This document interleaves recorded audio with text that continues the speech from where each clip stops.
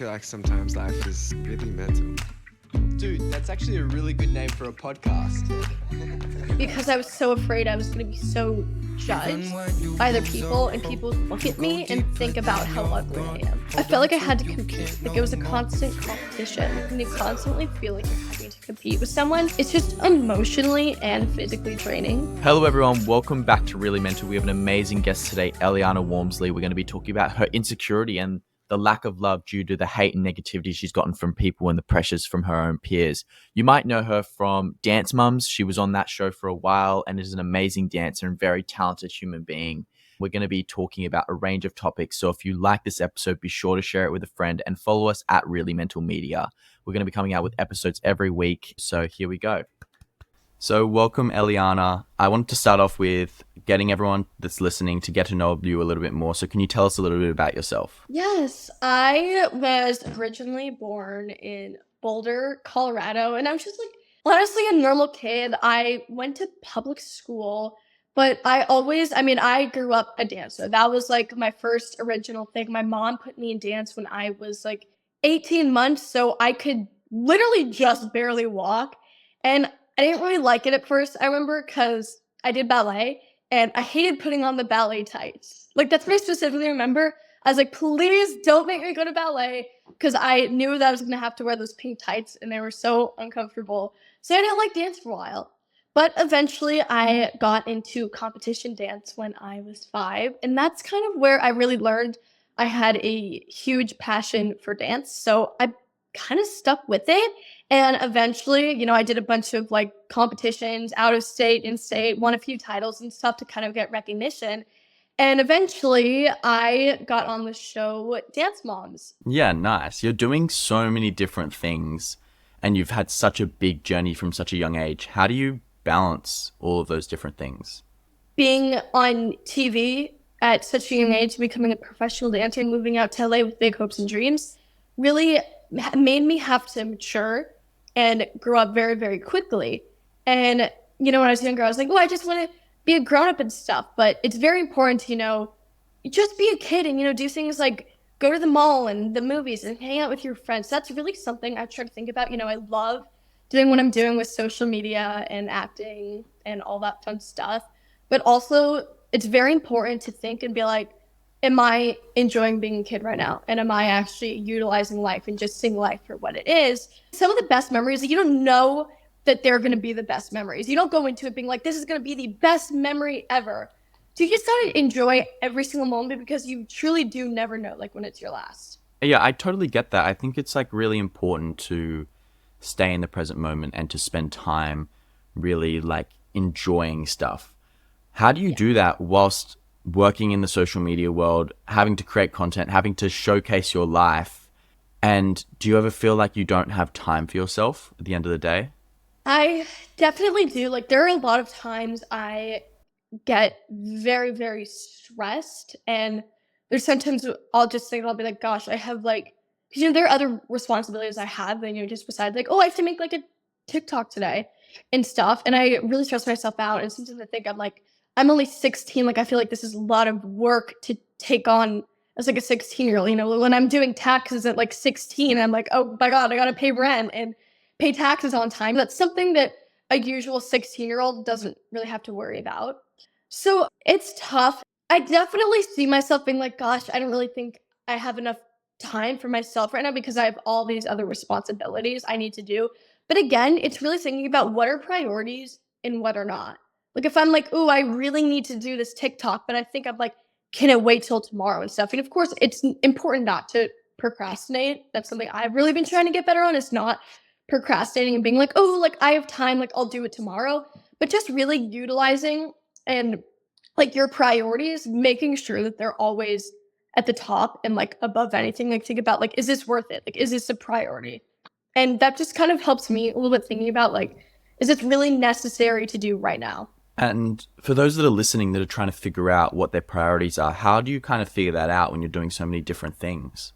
There are certain things I just like feel better about. Like when I think about it, it just makes me happier, or like it just has more emphasis on it, I guess, when I think about it.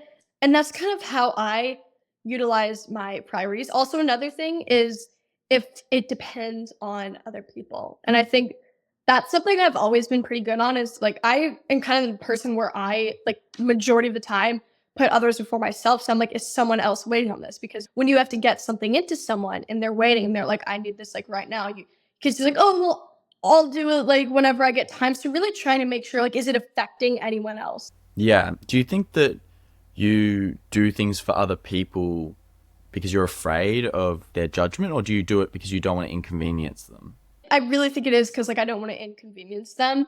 I've always been a people pleaser no matter what. It's kind of a half good, half bad trait because it's important to always be considerate of other people, but at the same time, you also need to look out for yourself because you will only have you pretty much for the rest of your life. And you're very important and you need to focus on yourself. But at the same time, you can't just be like, well, I don't care about anyone else. So I've always been a sort of people pleaser and being like, well, I am gonna make sure other people are taken care of before myself. So I know that's not the best, but I've just always been like that. And I'm like trying to get out of that and be like, I'm also a priority myself, but sometimes it's a little difficult. How do you manage that? I mean, it really a lot helps with the people around me because the people around me are very good people. Like I really try to only associate myself with people that are good people.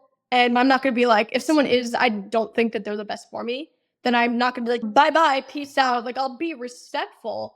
But at the same time, you are who you're around. And I've noticed I've been like that. Really who you spend the most time with, you're going to pick up certain traits. And luckily I'm around a lot of great people. Like they kind of see that and they're able to help me and be like, Elliana, like it's okay. So really, I think having people around me helping me constantly being like you matter too. Like you are also a person. Like it's not always about like what someone else wants to do. You should be like, well, I want to do this and have some sort of say as well too, which I really appreciate because sometimes I forget that. Where do you think it comes from for you, that idea that you don't matter as a person? Growing up, I've had a lot of people pretty much tell me that I'm worthless and don't matter. You know, it hasn't been something that's been consistent in my life where I'm constantly told that. But, you know, there are times where someone will say something once and it just resonates with you for a very long time. And that has happened to me. And constantly on social media now as well, too. I pretty much get that all the time. But I've gotten better with social media, mental health, and just knowing it's someone like hiding behind a screen. So that doesn't bother me as much. I think it's just when it happens in person, it's a little bit more tough. Recently, for the first time, and it's happened actually like more since then, which I'm like, what is going on? I had someone literally come up to me on the street and they were like, I love Dance Moms. And I was like, oh my God, thank you so much. It's so nice. And she goes, but I F word hated you and walked away. And I was like she flat out said that to my face. And I was like, oh, wow. Okay. That's interesting. So that makes this literally, she was like a 15-year-old girl, flat out said this to my face. I'm like, okay, I've had that happen on social media. I see it and I'm like, okay, whatever. But having that happen to you in person is just such a different experience and affects you so much more. I have some really core, amazing fans that really make me so happy. Like, I really don't think people realize like how much fans actually mean to people. Like, knowing that you have people that support you through everything and will defend you no matter what and always be there for you. And yeah, some of them, majority of them might be strangers from the internet, but like how cool is that? That just random strangers from all over the world have like come together to support you and be there for you. And that's amazing. And a lot of people on social media would not be anything without their fans. So that's something I really have to remember all the time is there always are. There always is someone out there who loves you, like no matter what. You know, sometimes it feels like that's not the case and it's not true, but there is no matter what always someone out there. So I just have to remember that and surround myself with the right people who make me feel like I do matter as a person and like I do belong here and they like being around me. And that is something that really, really seems to help. It makes me feel a lot better about myself. That's a really hard experience to go through, and having that type of hate. It brings a question to mind for me of, do you feel like you're worthy of love? I think now Most definitely. I have come a long way in my health journey. Now, I probably wouldn't be able to have the same answer, like, maybe from, like, a year and a half ago and then back then. It's like a year and a half ago was really when I started to really love myself and feel like I am worthy of love. Before that, I really think I had a lot of trauma from just dance, cheer, and a lot of family trauma as well too. It was to the point where I wouldn't even want to go out in public because I was so afraid I was going to be so judged by other people and people would look at me and think about how ugly I am. And that's so sad that I was feeling like that at the age of like 12 to 14 years old. I did not even want to go out into public. But over the course of the years, I've had so much support. I've also had not a lot of support, fake support from people, I will say. And I'm glad that's over with because a lot of it was like, I felt like I had to compete. Like it was a constant competition. And that was something also not great for my mental health because when you constantly feel like you're having to compete with someone, it's just emotionally and physically draining as well too. And that was not a great experience. So once I got out of that, I realized that I do love myself and I'm happy and I'm still here. And that is the most important thing at the end of the day is you should be eternally grateful that you're here. Like I'm very blessed is the way I can describe it. I'm extremely blessed. I didn't realize that before. But now, just with the right support and just honestly, it takes a lot of support, but it also takes you to believe yourself.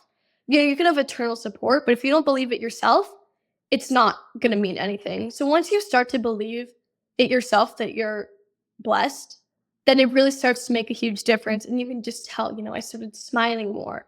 I started spending more time with people and reaching back out to people I hadn't talked to in a while. And just small differences like that, just the way I carry myself now than whereas I did a couple of years ago, it's just a huge difference. That's really nice that you've kind of grown out of that. I think a lot of people experience that period of time at one point in their life where they feel like they're not good enough, they feel like they're not attractive, they feel like they're not a good person, and they feel all of these negative emotions towards themselves.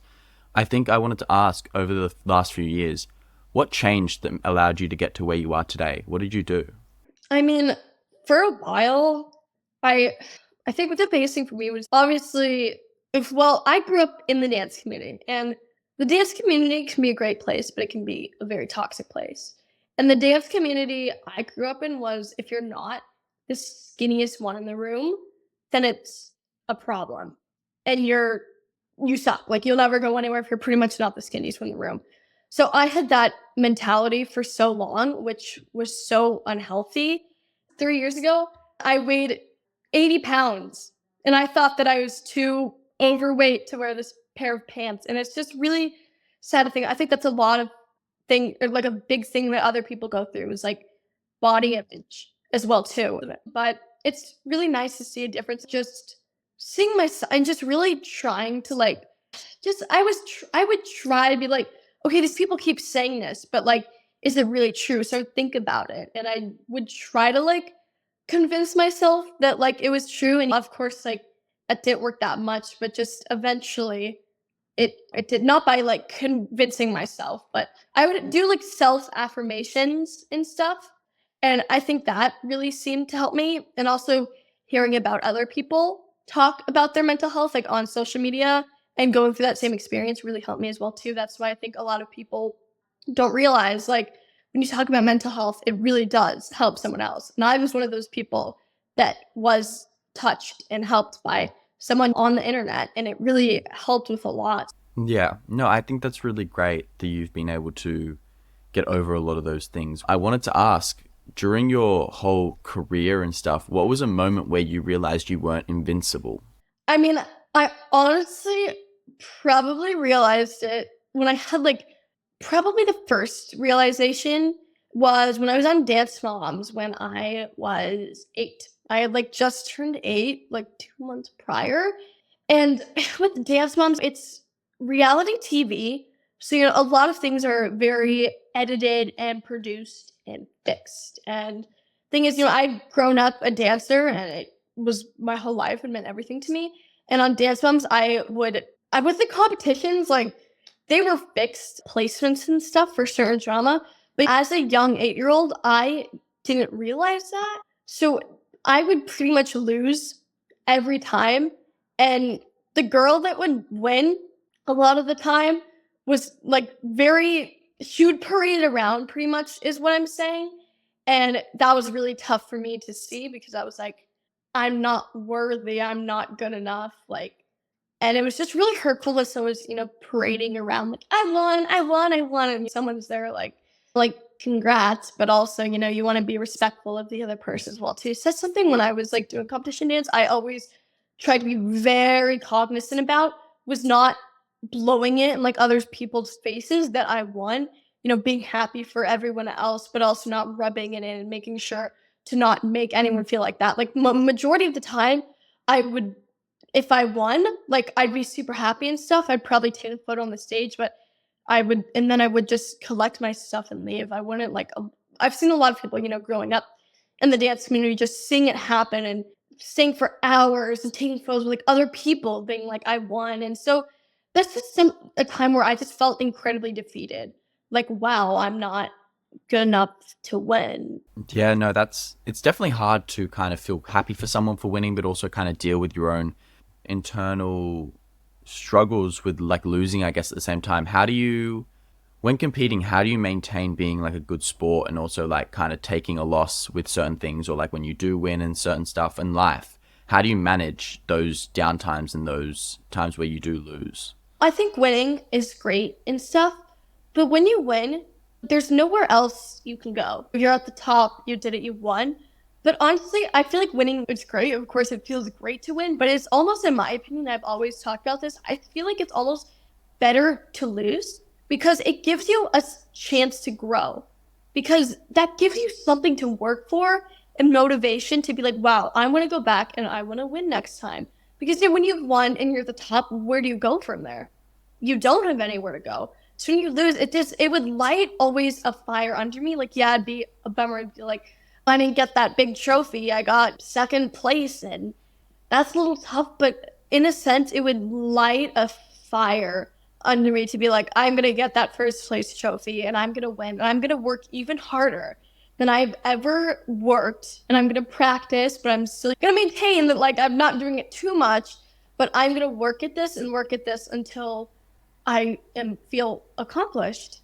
And that's how you grow, is by not having everything handed to you on a silver platter, but by working for something. And maybe you don't succeed the first time, but I almost think that's better because you learn and you grow and you have to work for it. And I think motivation is something that's very, very important in life, and goals are also very important. When you have no motivation and no goals, I mean, if that's the lifestyle you want to have, then that's fine. But for me, I have noticed I just feel so much better about my life and productive when I have goals and motivation. When it comes to goals and your own personal goals, how do you figure out what you want to do and what your goals are? For me right now, my biggest goal, I reached them in dance, which is amazing. I'm so grateful. But for me, I'm like, I want to be like in a movie. That is my goal. So I'm trying to achieve that goal. I'm in a ton of acting classes and doing self-tapes and auditions and all that thing. And it's nice to have a goal because it gives me something to reach for instead of just living, be like, I'm going to sit in my room because I don't know what to do. It makes me want to work for that, especially when I see other people doing it and like, it's possible for me. Like, I feel like I have a possibility, and if other people can do it, then I can do it, but I just have to work really, really hard. And it's always a nice feeling to have a goal, especially when you feel like you get closer to it and stuff. It's really, really exciting. It just gives you even more motivation because it's almost like it's this goal, like it feels like it's like almost possible. Yeah, nice. What advice would you give to your younger self? I would say that for me, it would probably be like, it's all going to be okay. Because when I was younger, I had a lot of stress on me. And my biggest thing was like, it's not going to be okay. Like, this is not going to work out. Like, this is going to be bad. And I was just all the time, like, kind of like frantic, like in my head. And so just telling myself, like, it's all going to be okay. Because there would be certain things that would happen and be like, this is going to change everything. And everything is going to be different and this is going to happen. This is going to affect my whole entire life. And honestly, like another piece of advice is think about, is it going to matter in 2 weeks or not? That's my thing. Like, if it's not going to matter in 2 weeks, then it's fine. It's all going to be okay. Like, if it's going to not matter like the next day, if the answer is no, then I'm like, then it's not worth it to focus my whole entire life on it and pretty much have my whole life come crashing down because of this one incident if it's not going to matter in like 2 weeks. Yeah, I think that's good. Well, thank you so much for your time and being so honest as well. I think it was a really good episode to talk about your journey. Of course, thank you for having me.